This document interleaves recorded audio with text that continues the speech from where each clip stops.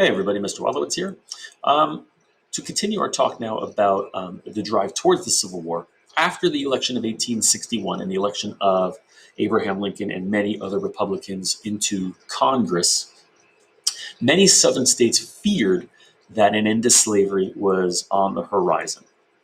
And so many Southern states were going to drive toward leaving the Union. So here we have the secession of the Southern states. Few vocabulary terms for you to know for any upcoming tests. We have secede, to withdraw formally from membership in a federal union, an alliance, or a political or religious organization.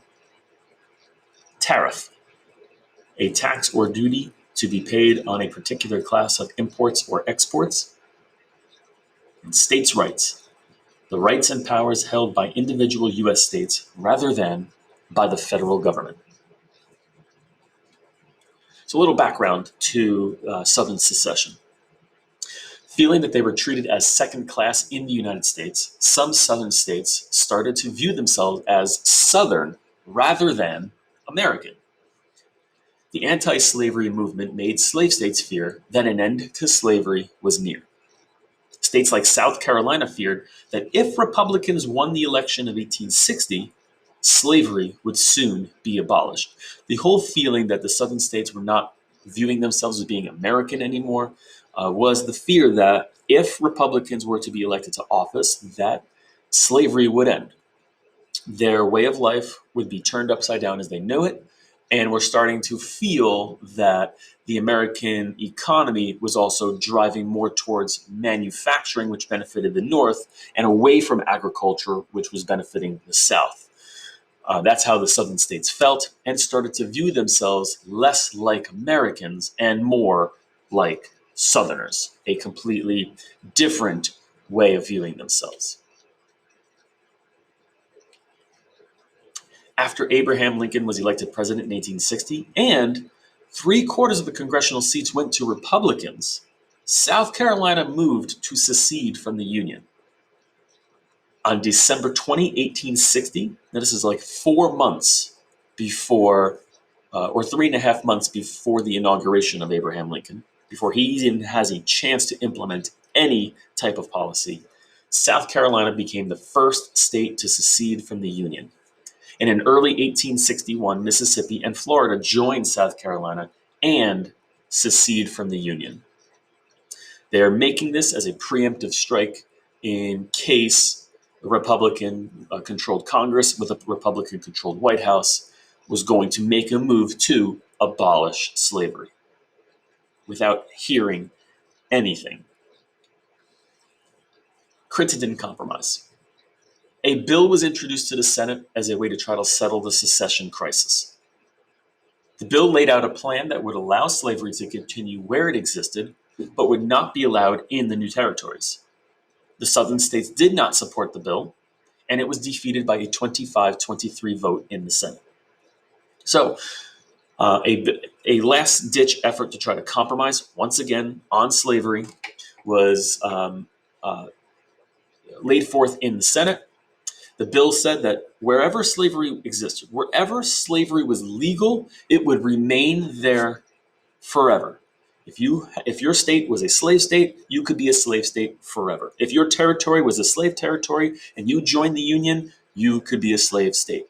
However, any new territories that were organized or any new states that would join the Union that did not have slavery were not allowed to be slave states, and they had to join as a free state. The Southern states did not trust this, they did not support it, and so the bill was defeated.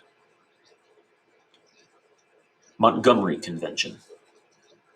South Carolina, Mississippi, Florida, and now Alabama joined the Montgomery Convention. The Montgomery Convention laid out plans for what would become the Confederate States of America. And in all, 11 states would secede from the Union and join the Confederate States of America. They include South Carolina, Mississippi, Florida, Alabama, Georgia, Louisiana, Texas, North Carolina, Tennessee, Virginia, and Arkansas. Those 11 states would secede, and they would form their own collective called the Confederate States of America.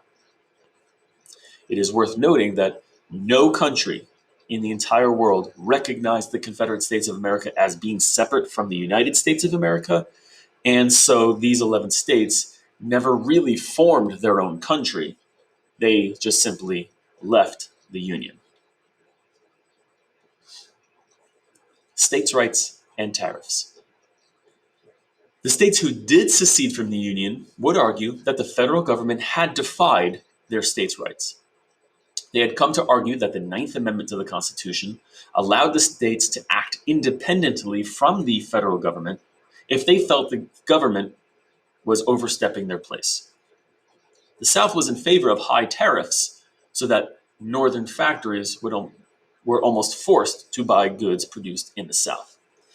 And see, the problem with this is the states who did secede were arguing states' rights, and that the northern states were defying their states' rights. The federal government was defying their states' rights.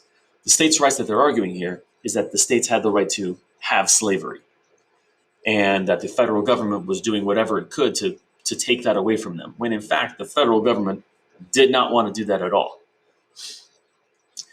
The other problem with the high tariffs is that tariffs were already at a near 30-year high, forcing northern factories to buy goods produced in the South. It was starting to become, in the United States, there was starting to become this whole idea that maybe slavery isn't a good idea, and maybe we should start focusing our attention away from it. Not that the federal government was making any sort of move to get that done, but the growing abolition movement, especially after Nat Turner and John Brown, after those rebellions, or in John Brown's raid, people started to think that maybe slavery isn't so much of a good idea anymore, and that we need to use our voice to speak up for the slaves or the enslaved. Battle of Fort Sumter. In April of 1861, South Carolina demanded that the U.S. Army should abandon a fort off the East Coast. Well, it was a fort in South Carolina. South Carolina seceded from the Union, so they felt, well, that's off limits now to you.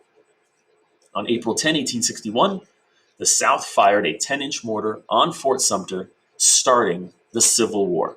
The South would fire the first shot, starting the Civil War. The battle lasts for 2 days without anybody being killed. And on April 12, 1861, the U.S. Army surrendered the fort to South Carolina and the Confederate Army.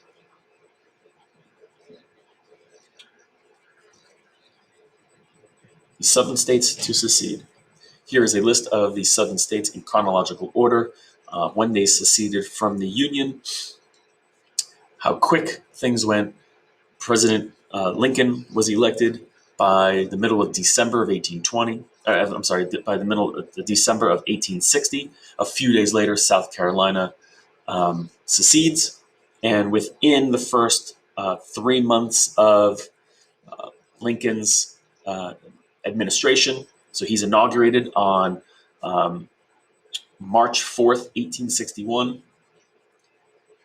and by June 8th, 3 months later, 11 states had seceded from the Union, basically all without any sort of knowing what Lincoln and his plans were or what his administration's plans were. Thank you for watching. Thank you for listening. Be sure to complete the attached assignment with this Google Slides. Have a great day.